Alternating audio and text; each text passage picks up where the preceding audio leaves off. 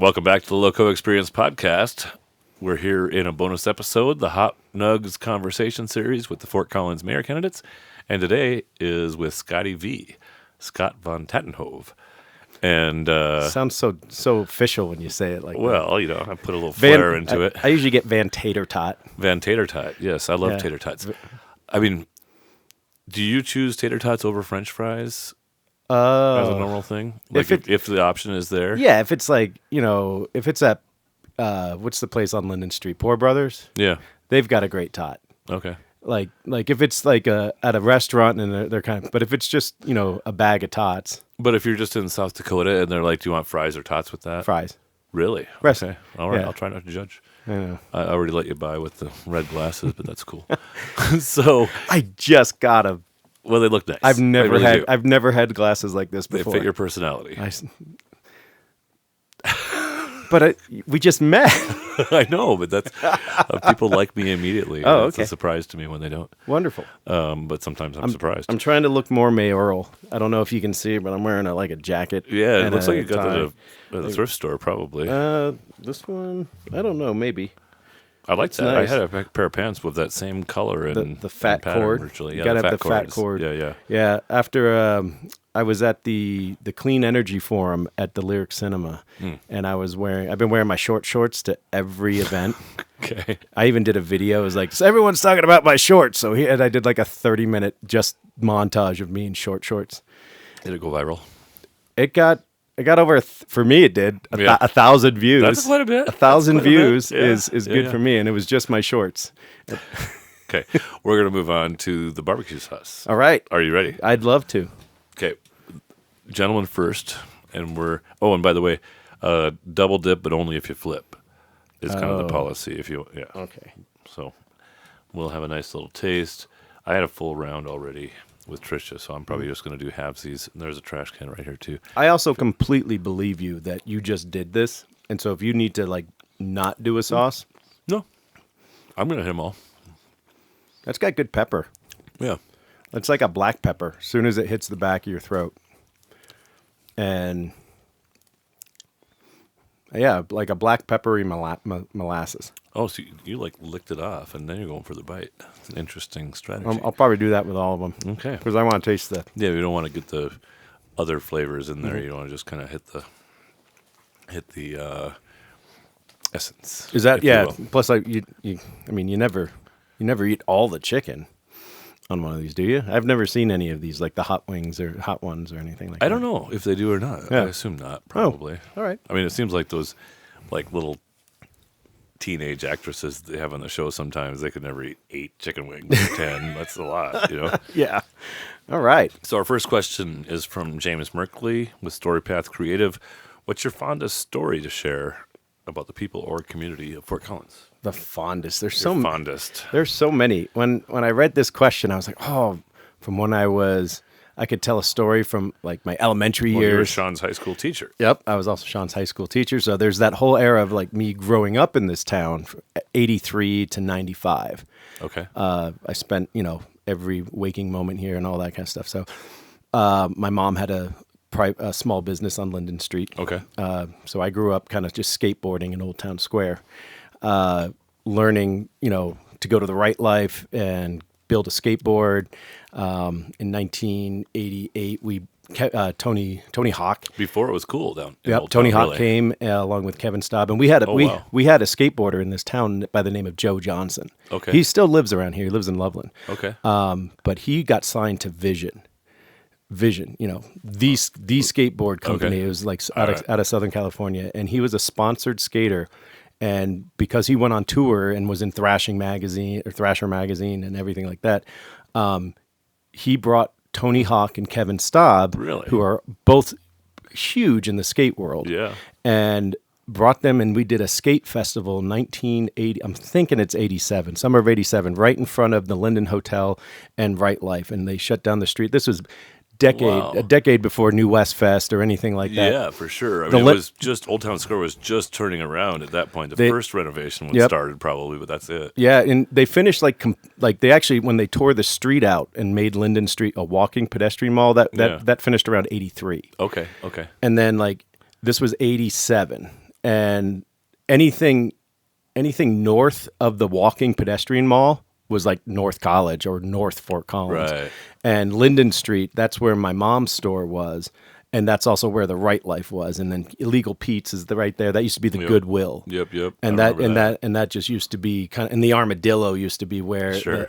So I really love that story of the skateboarders that came here. Joe Johnson, and there was. Where did they skate? We built a half pipe really? Half pipe ramp right there on Linden Street. The kids built it. There's video of it on YouTube. It's the best. There was a huge skate competition right in front of the Goodwill. That's really cool. And then there was Fort Collins really punching above its weight at the time. It very much cool so. Factor. And the cool factor, if you grew up here and you knew skaters and you knew the punk rock scene, the hardcore punk rock scene knew about this place before any hipster or anybody that had money. And was drawn to the support that this town would do for traveling hardcore punk bands. Really? So there's a reason why the Descendants moved here and live here, or at least several of them, not the entire band, but and then the formation of the Blasting Room Studios, which is one of the most, if not the top recording studio for punk rock in the country. Oh. And it's right down here next to, I could probably say Stodgy Brewing, and you'd know that. I used to go to the punk rock band in Moorhead, Minnesota. Ralph's. It was punk rock in the back, gay bar up front. Sweet. And you could smoke weed and play pool in the pool room. Oh, that's and cool. So I hung out in the pool room mostly, but went to the punk shows some. And that was my experience with punk was mostly adjacent to that room while it was going on. So. Yeah, but like I was saying before, punk rock bands would come here because even if they were playing Denver, they would come through Fort Collins because they had a place to sleep. They would get food. Just other punk bands in the neighborhood? Other punk, other venues and whatever. And that's carried on today. That tradition is still here. You go to Music City Hot Chicken. Sure. And you talk to the owners of Music City Hot Chicken. They'll talk about how they do that. They continue that if you're a touring band and you don't have anything to eat and you're coming through Fort Collins, you call up Music City Hot Chicken. Oh, is that right? Yeah. And that's cool. kind of one of those things that this town has always kind of done. Well, I used to have a food truck. After leaving banking, and it was always my policy that the band eats free at Bear's Backyard Grill. Yep. If I was at Paddler's Pub or other venues where there was music, like the band eats free. That's great. You got to do it. Because they're probably poorer than I am, even though I'm really poor. Yep. And that's one of the big things in this town is the music. And we'll probably get to that as well. But that first experience is got to be that skateboard ramp with Tony Hawk, Joe Johnson, Kevin Staub, and every kid was there. Yeah. And we can all remember it, and it's pretty amazing. That's pretty cool. The next one is the Buffalo Rub. The dry rub. From Old Town Spice Shop, No. I don't want to. Please, gentlemen first. Just want to get it on there. Okay. Ooh, yeah. That's a good one. So I'm going to go tongue first.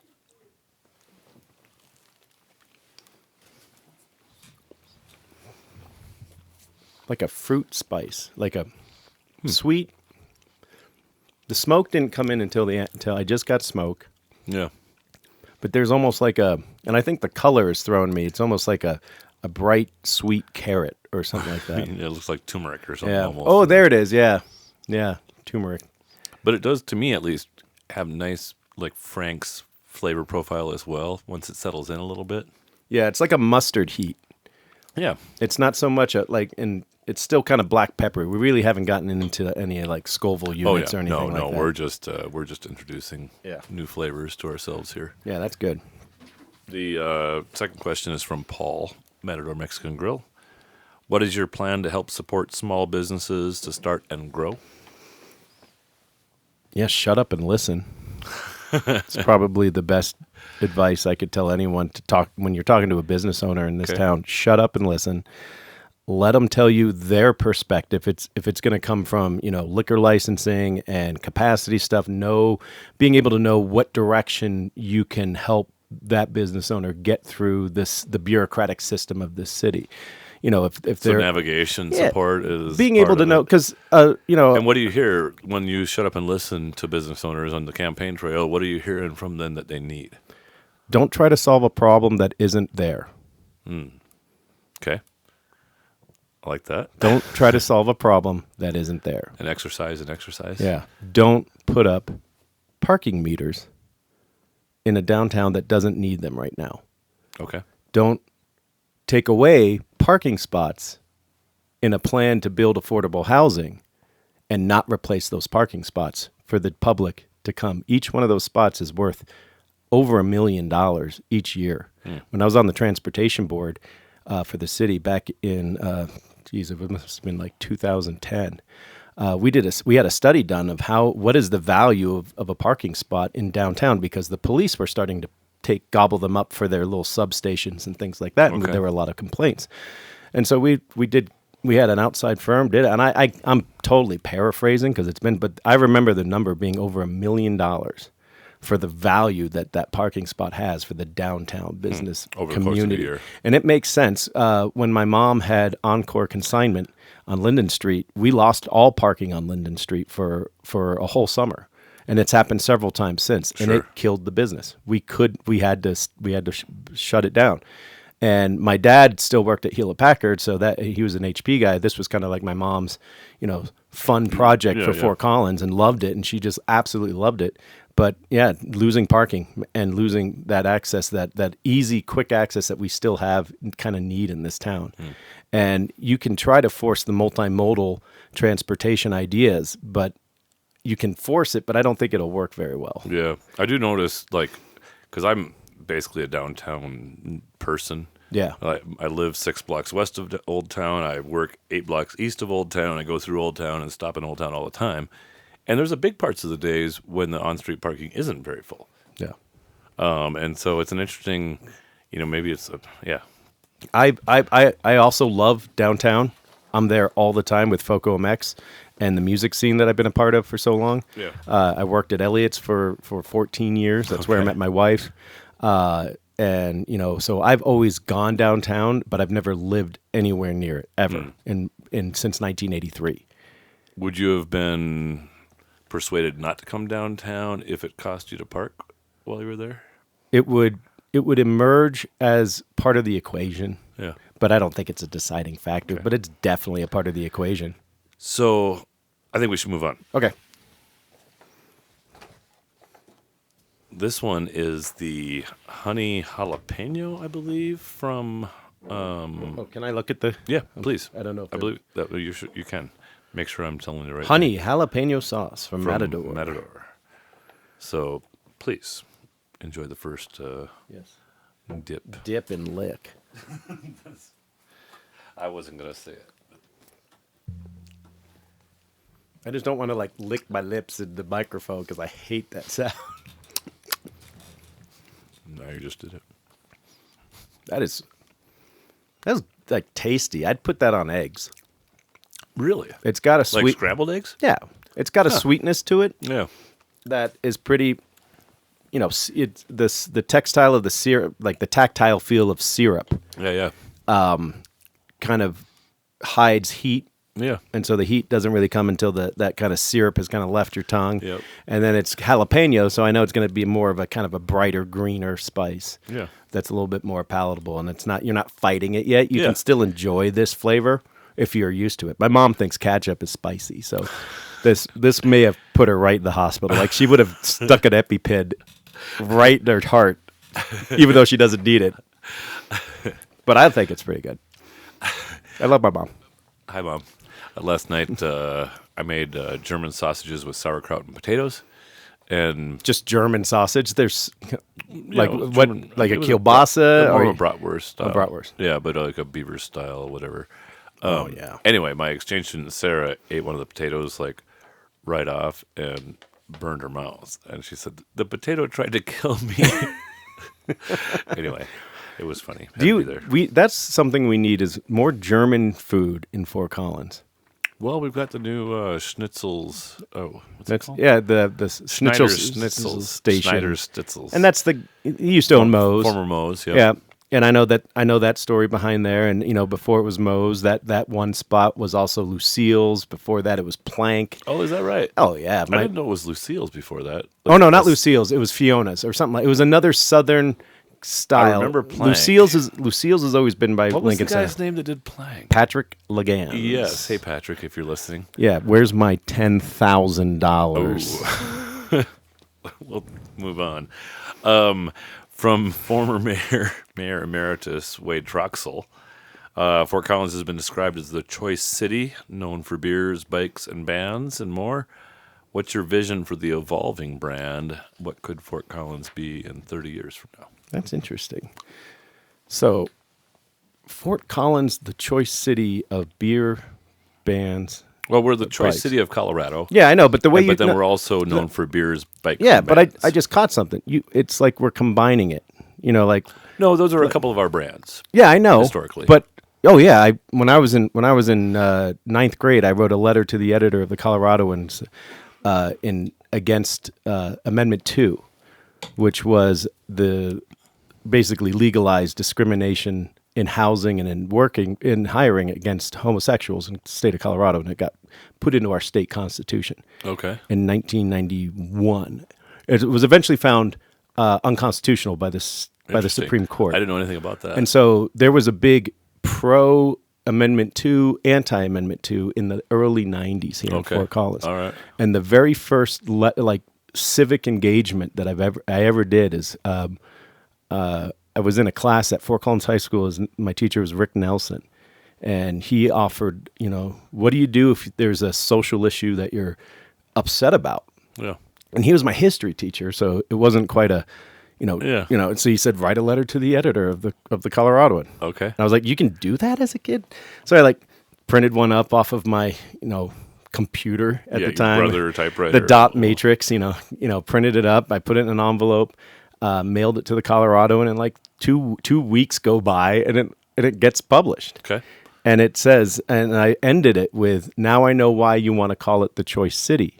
You want to choose whoever you want to let in. Interesting. And I was like, that's clever. I was in 10th grade. I was obviously against the amendment. It did pass. And it was one of those, how could people think it's okay to discriminate against homosexuals for the purposes of employment and housing? I didn't get it. I'd never heard of this before. And I think and that's because I'm a product of Fort Collins, is you don't even think that that's a possibility in the here and now. You only hear about it in textbooks or in history class. But this idea of it's happening, and it's happening right now. That was really my first experience with that too. And you feel that now, and it's particularly with young people. Sure, yeah.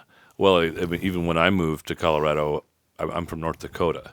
And when I would go home to visit, I would have people say things like, oh, yeah, I've known a lot of people that moved to Colorado. They always come home with their tail between their legs because it costs so much to live there. And that was late 90s. Yeah. And it was true. I got a $2,000 a year raise, and my rent went up $500 a month when I moved here, already back then. It is so difficult. And my experience of living here on my own without being at my parents' house has been entirely as a public school educator. I became a teacher right out of my college years. So I want to shift it into that forward-looking. So if it's not Choice City, maybe it isn't beers, bikes, bands. But what would you invest in becoming known as in the future? Then I think that's what we're writing right now. Is what's the next brand? Yeah, we're really in a brand transition period when we're moving away from the old guard that. And let me say one thing: we have to acknowledge that we're standing on the shoulders of giants. We are very lucky to be in a community with the problems we have. Right. I mean, we are fighting each other about whether a mountain bike park or keep it natural. That's like our biggest. And they're going after each other, and I know because I'm right in between them, and we're trying to figure out our brand. This is built right into it, and this election alone will help us guide us on where are we going, who do we want to be, how would we brand that? Yeah. Are we the dude dads of the future, or are we the Kelly Olsons? Right. That's a great question. Well, and there's a lot of people involved. My question to you is, if you become mayor, where will you lead us to? I will lead us to the table to discuss it critically with the ideas of we are not just thinking about our legacy, which should be fantastic, but we're also talking about the kids that, my kid is 3, my other kid is 8. What is their legacy going to be in Fort Collins? How, I want them to stay here too. Right. And so that's what I'm bringing to the table is my critical thinking, my ability to have people at the table that both sides believe that they are telling 100% the truth and that the other side is completely wrong. But yet nobody is actually wrong.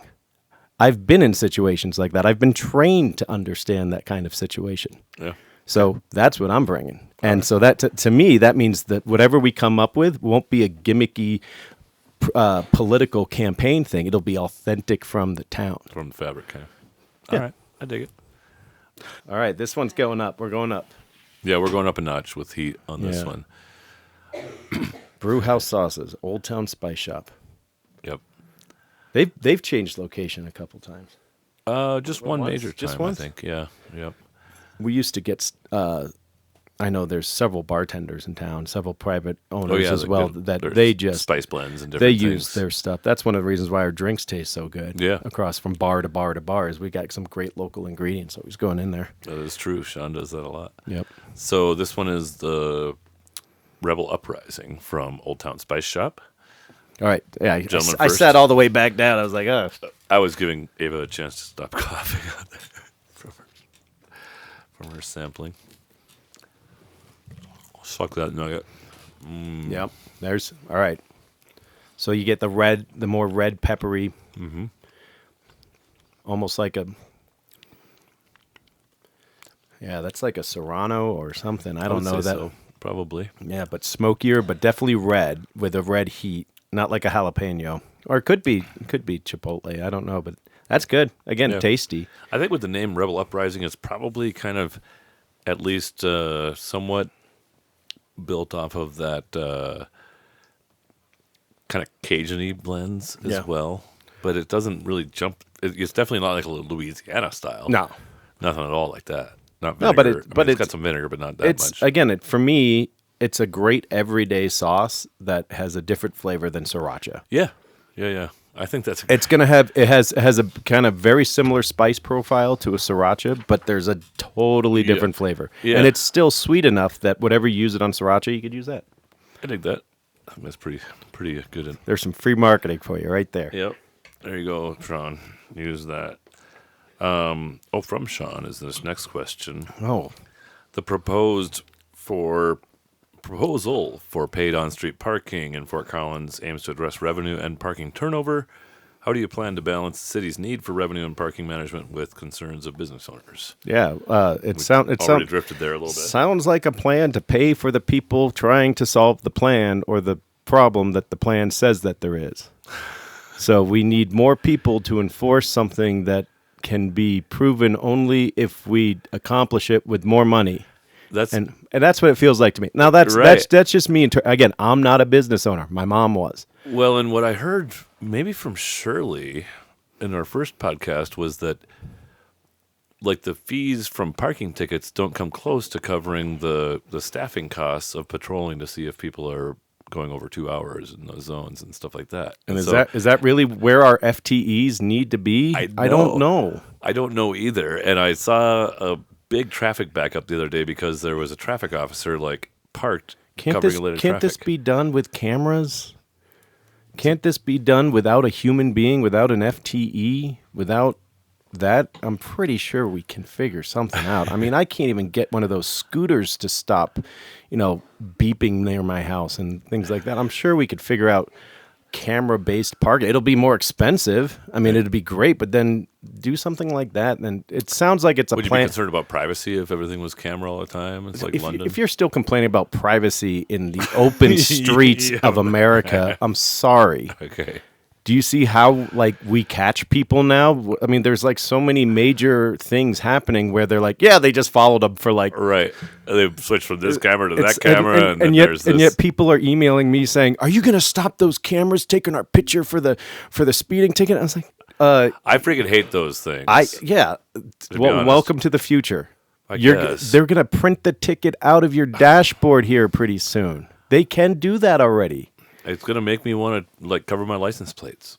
They don't. It doesn't matter if you cover the license plate. They're going to know the VIN number because of your insurance. Because it's if you want to get annoyed with Big Brother, it's too late. The one at Prospect and Shields, like the road opens up. It obviously becomes like a much wider road after Prospect, and they have a camera right there after it starts opening up. So when I'm on my motorcycle, I want to get away from these cars because you want to accelerate. I want to get away from those cars. Yeah, and just be by myself in my motorcycle, and then I see the flash. I've gotten 3 in the last 8 months because at that intersection. They're not pisses me off every not time. only I are just want those to be safe, you fuckers. Not only are those cameras extremely efficient, you can place them in places like that, knowing that's not there. But I'm not being dangerous. But that's not there for an accident. No, I know.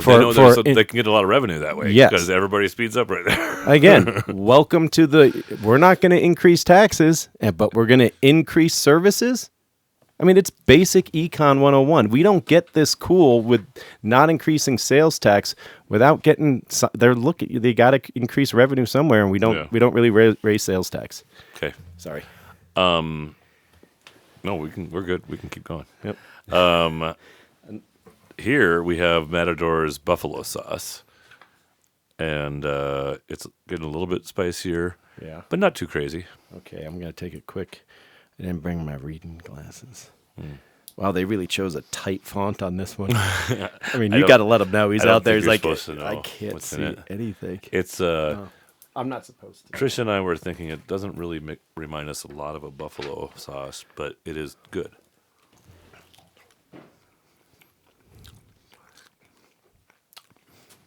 Brown sugar vinegar? Mm-hmm.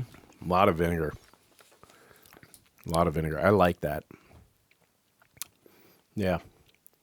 Vinegar. Would you put that on your buffalo wings though and serve it? But it would. Oh yeah, this would be great on wings. This would be great for dipping dry.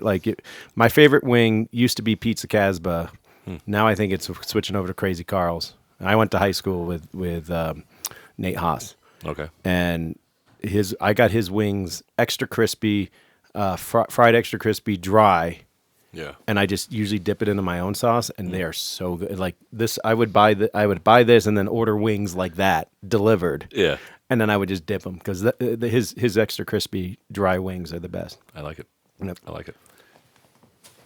Next question is our social hot topic. How would you rate the city of Fort Collins on its homelessness initiatives in recent decades and more especially recent years? Yeah. And what would you change or recommend going forward to the program? I think, and there's so many things that politicians in this town will take, credit for it because when you're that, but this one goes to the city staff. City staff has really, in my opinion, they've run that program. And the police, of course, and everyone who has been so proactive in being willing to listen to other communities about what they've done and what has been successful. Not necessarily what will solve it, because if we had that answer, we wouldn't be talking about this right now. Right. Same thing with affordable housing. I mean, California spent $40 billion on it. Yeah. They haven't solved it. Right. Even closer, our new mayor of Denver and everything he has been doing with the repurposing of hotels to, clearing with compassion and everything that he is dedicated to that, they're hitting a few of those benchmarks that they were hoping for. And it's just not, and that is a well thought out program that is not just put together happenstance. And it is so difficult. So remember, the question is so easily asked, and it's asked a lot, sure, but it's so intrinsically difficult to answer. But I'll do, what I say is look at the staff members of this town that have built the amazing, and I printed some stuff up because I saw this question. I really wanted to say it. We have gone at it from prevention, sheltering, intensive case management, permanent support housing, and mental health and behavior services. The new Homelessness Resolution Center, Project Homeless Connect, and Family Housing Network. So these programs have been kind of initiated and growing pretty much in the past 17 years. Yeah. When I last ran for mayor, a lot of this didn't even exist. But we've been proactive because we as a city and we as a community, we don't just sit on our laurels and wait for problems to get bigger. Because we are full of so many educated people in this town that we're forward thinking. that we're thinking environmentally, that we're thinking, and we were doing recycling before the trends hit when it was different. This town has always kind of had that intellectual bend towards critical thinking, critical analysis of that, and that's woven kind of into the kids that grow up here too, like myself. So on that front, like, what would you change? So far, you're giving a lot of credit to what's been done, the city staff especially. It's not my specialty. I mean, my training, if you look at my undergrad. You've been around kids. Yeah, but I'm a history major. Okay. And I went to grad school for the teaching of history. So this critical thinking, when you think like a historian, where you're constantly looking for multiple perspectives of the same item. Where you understand that two people are coming to this with absolute truths in their mind. And then how can you not necessarily solve it, but how can you make sure that, what other voice is missing? All these questions that historians have to ask about their sources and papers, and I'm talking academic historians, not fly-by-the-night, seat-of-your-pants historians. I've read a couple books, so I'm there. These are trained in historiography. That ability to, it's a skill that's separate from the content. And because of that, I can apply it to things. I'm not just a reader of popular history. I'm a lover of the process of history. Okay. And so that's what I bring, that ability to look at issues with that type of thinking. And for me, that is something that I've never seen. So you don't necessarily bring the ideas to the table. You're helped to bring together the conversation that might clarify the best ideas. Yeah, that's exactly right. Okay. And then figuring out who do we need to talk to about a solution for something like that. Because again, a mayor doesn't have the answer to everything. A mayor should be able to network from one idea to the next. Who in this town has been great at doing this? Maybe they haven't even been targeting it towards this town.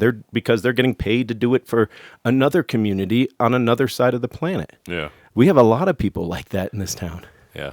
And so how do we bring that together? And that's the type of critical thinking that I'll bring, rather than, well, let me just go see what my party has to say about this issue, or let me see what my campaign donation people have to say about this, because I don't have either of those. Fair enough. I kind of like your style, Scotty V, I gotta say. People tend to like it if they sit and talk to me for a while, but that's the hard part. So we sent out 7 questions, but we've actually got 8 flavors. And so this next question is our grab bag. Oh, sweet. It comes after the red sauce. And it's called the red. See? I knew what I was talking about. Normally my guests have to answer all 3 of these, but here you have to answer one, but you may answer all 3. So grab 3 balls, and they're each attached to a... Can I grab 3 balls at once? I can only grab 2, but you can... Yep. Do you want me to rotate them too? I can do that.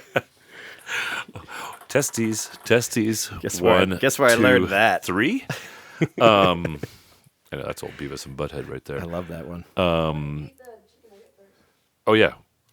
Didn't I just licked it? Nope, this is the red. Oh, you did?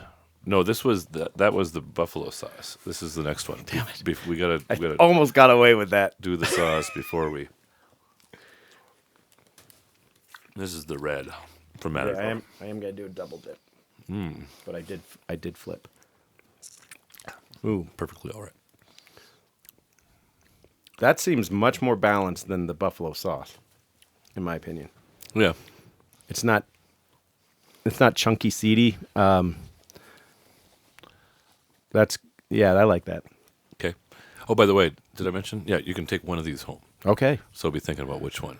Oh, yeah, I did mention, because you wanted to kind of snag Trisha's, too, because I forgot to offer that thing. Well, thanks for bringing that up on the air. I'll get it to you, Trisha.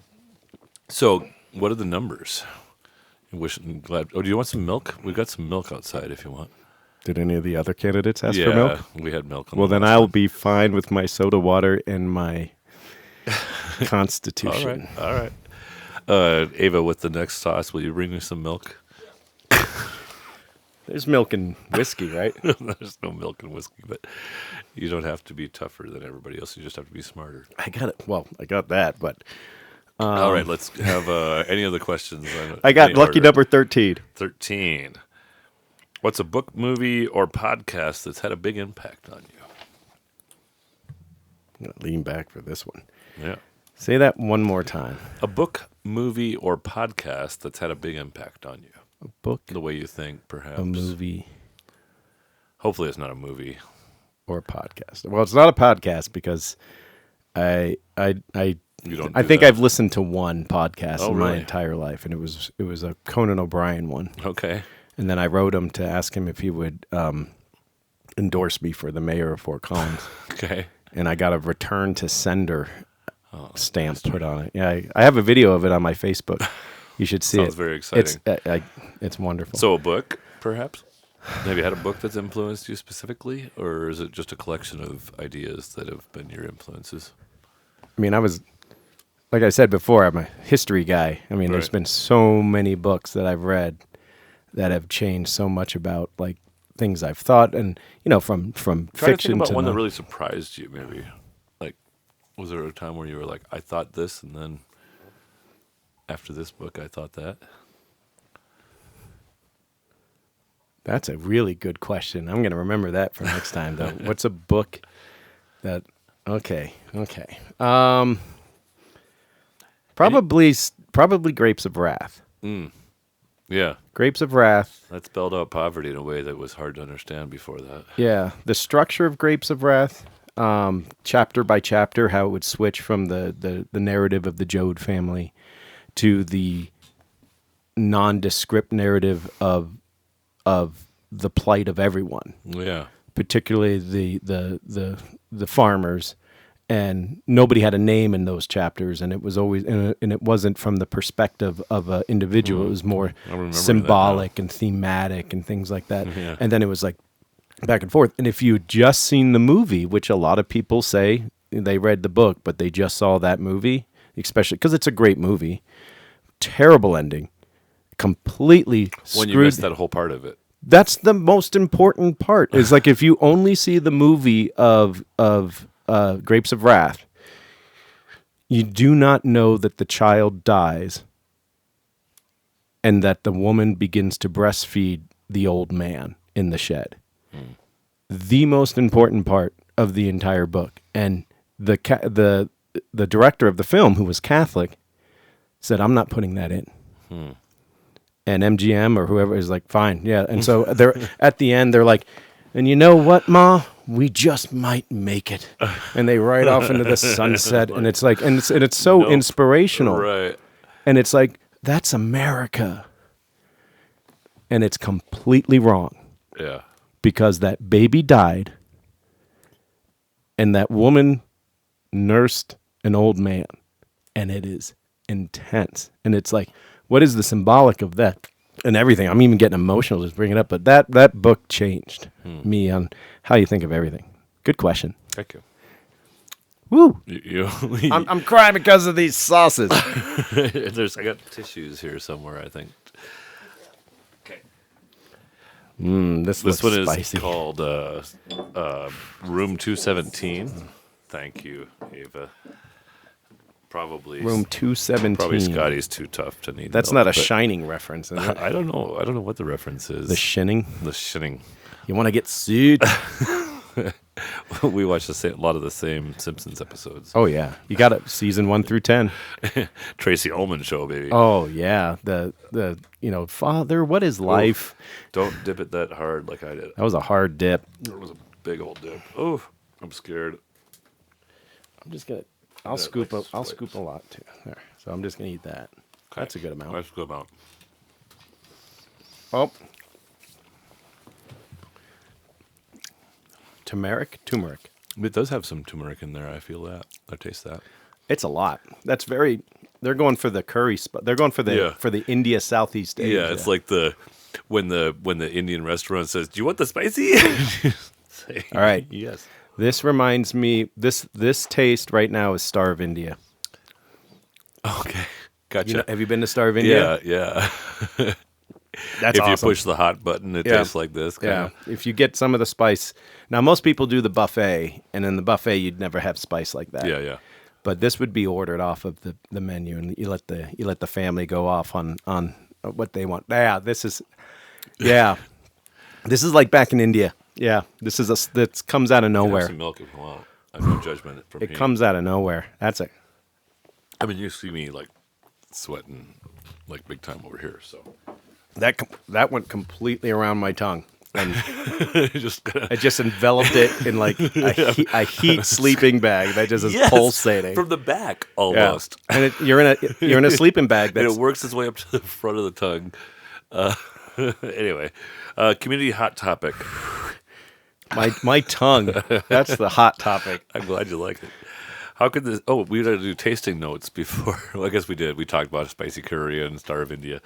Yeah, it's really good. It's hard to think and endure this kind of heat sometimes. But how could the city of Fort Collins maintain financial strength in light of declining sales tax collection trends?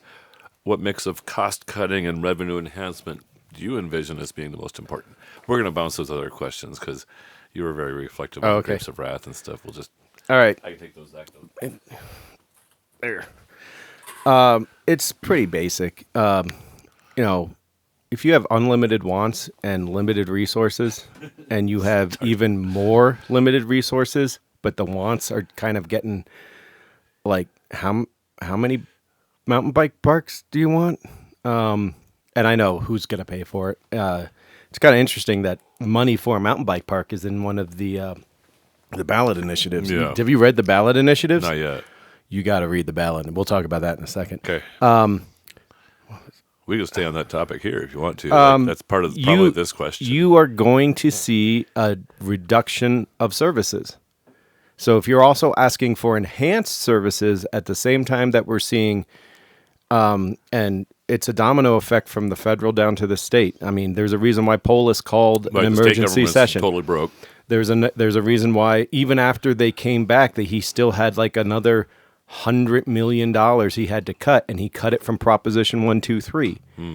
The affordable housing with the dedicated funding, and he pulled $100 million out of it. Wow. I mean, that just goes to show that I could wax poetic for 90 minutes about an idea of affordable housing.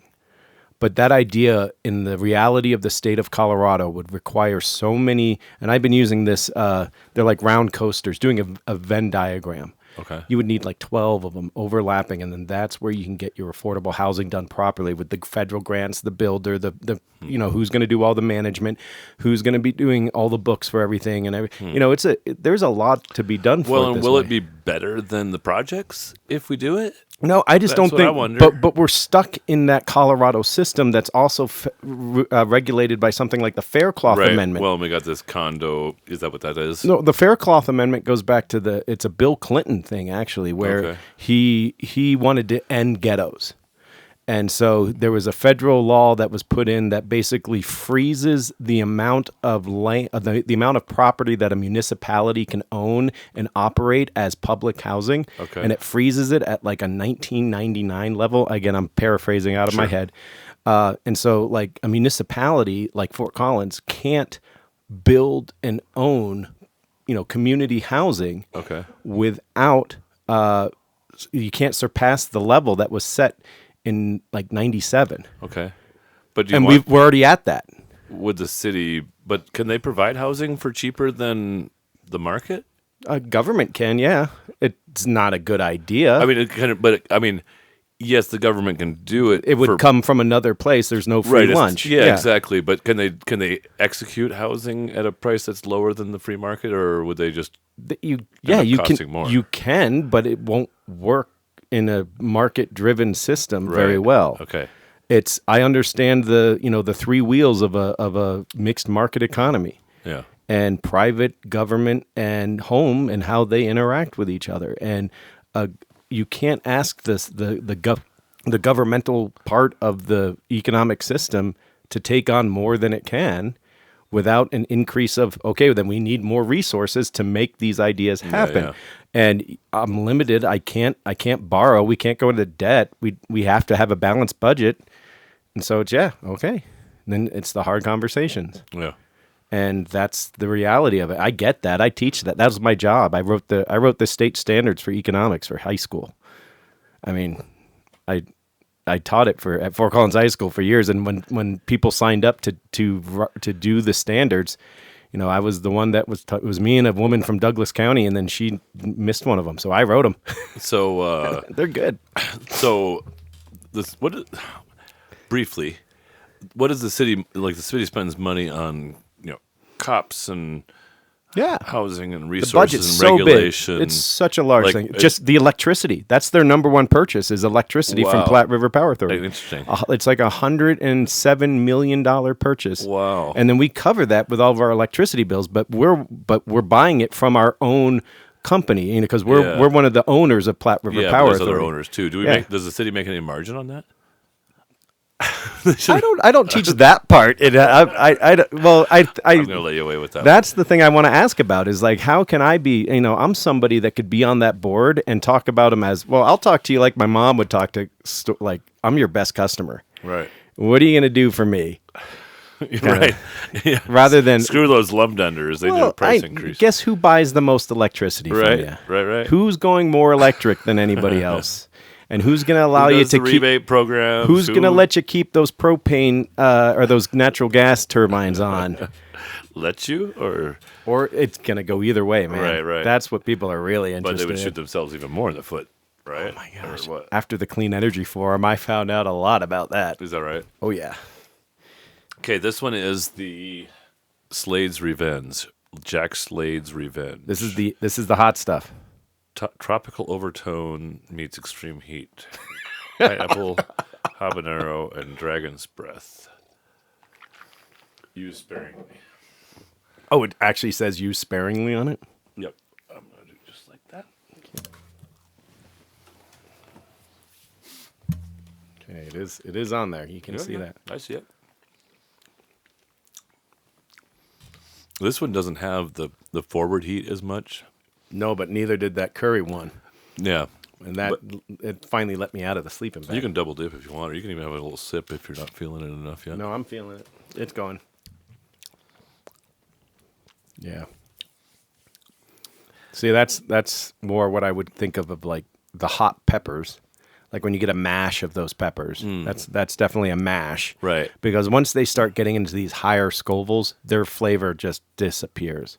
And it's like it's hard to pull individual ones out. But you mash them together and you put vinegar in it and you can mass sell it. It's easy. It's like a super spicy blend. So that kind of I'm used to. I'm okay with this one. You like that one better than the last one. The last one, I'm just not used to that kind of heat. I just don't eat that much spicy Indian This one's food. actually a little higher Scoville than the Room 217. But it's not hitting my tongue the way the other one hit my tongue. Agreed. The way that it coated the tongue and then like left little landmines Crawled of up. heat. It was all of a sudden they all went off at the same time.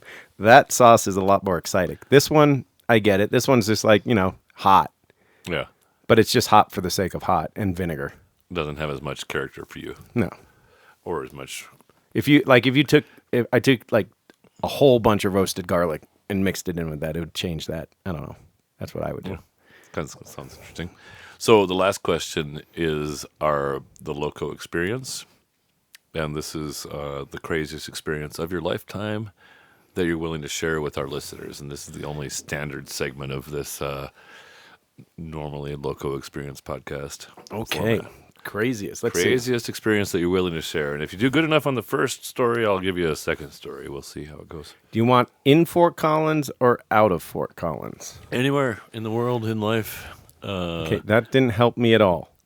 Outside of Fort Collins is fine. Okay, no. Inside of Fort How about Collins because it's a mayor thing? It's got to Sure. be about your Fort Collins. craziest story in Fort Collins. Okay, I was crazy story. So Any near-death experience? several. Yeah, there's been near-death experiences. There's been like the night I met my wife at Elliot's Martini Bar. The night I met my baby's mama at Surfside. The night I, fell in love. I have all these kind of stories Is of a third woman or is that, no, just in general. That was earlier. When I started, first time? first date. My first date in Fort Collins, all those kinds of things. But let's go with more fun.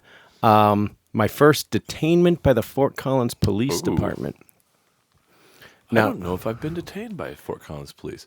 I've been detained a few times by other places. I've been detained in before I China moved and here. Fort Collins. Okay. Yep. All right, let's hear the story. So in Fort Collins, I was working at Elliot's Martini Bar, and I was also teaching at Fort Collins High School. So this was probably So you're moonlighting at the Martini Bar? So this is probably like May of 2001. I just finished my second year of teaching, and I was working full-time or not full-time, I was working every Friday, Thursday, Friday, and Saturday at Elliot's Martini Bar, because when you're a young teacher in this town and you want to live here, you can't. Right, even back then. So, yeah, PSD 26 years ago, first-year teacher. And then so I was bartending, making a lot more money, but working crazy hours. On Fridays were the worst, as I would go in and teach until about 3:30, and then I would have to get to Elliot's by 4. They opened at 4.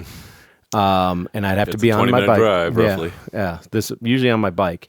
And then so I would go to Elliot's, and I would wear what I'd be wearing for Elliot's that night teaching, which is usually a tie and like a button-up short sleeve shirt. And then I would work Elliot's either as a bartender or as a server until 2 o'clock is when we close down. Yep. Then we have to count money. And if you're lucky, you're out of there at 2:30. Sometimes it was 3. 3, yeah. And then cleaning, putting everything away. And then that's when the guys wanted to play poker, and So sometimes you wouldn't sleep hardly. You'd go to. And then that's Friday night, but not Thursday night. Yeah, this is only a Friday, Saturday. And then I ride my bike back to. At this point, I was probably at my parents' house because I couldn't afford my own place yet. And I would get these massive burritos from. There was a food cart that was right at Linden and right where the Right Life by was. Walnut there. Yeah, and Walnut, that's it. And then it's like LaPorte or Walnut or the Armadillo. But anyway, there was a burrito guy there for a while, and he would make these huge burritos, and we knew him pretty well because we were always his customers. And I'd take my burrito, and I'd want to be all nostalgic, and it's like 3 a.m, riding my bike back home down Remington Street, and we passed by Fort Collins High School. My alma mater, the beautiful, and it's shut down at this point, and it's not as cool as it is right now. It was still in this weird, like, where we CSU, where we Front Range, and it was just getting worse. It was ugly. And so I, being nostalgic, and there wasn't that many lights there, so I plopped down, and I started chowing down on this burrito and just, like, being nostalgic, looking up at the pillars.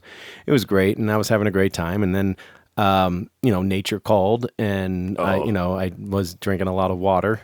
And so I needed to relieve myself, and I decided, like, hey, it's 4 a.m. Right. I'm just gonna go right here, and I think that should be a human right. I put my burrito down, and I just start, reminiscing, and then literally within about midstream, I hear, turn around and put your the whole all of a sudden flashlights, a canine. Oh no!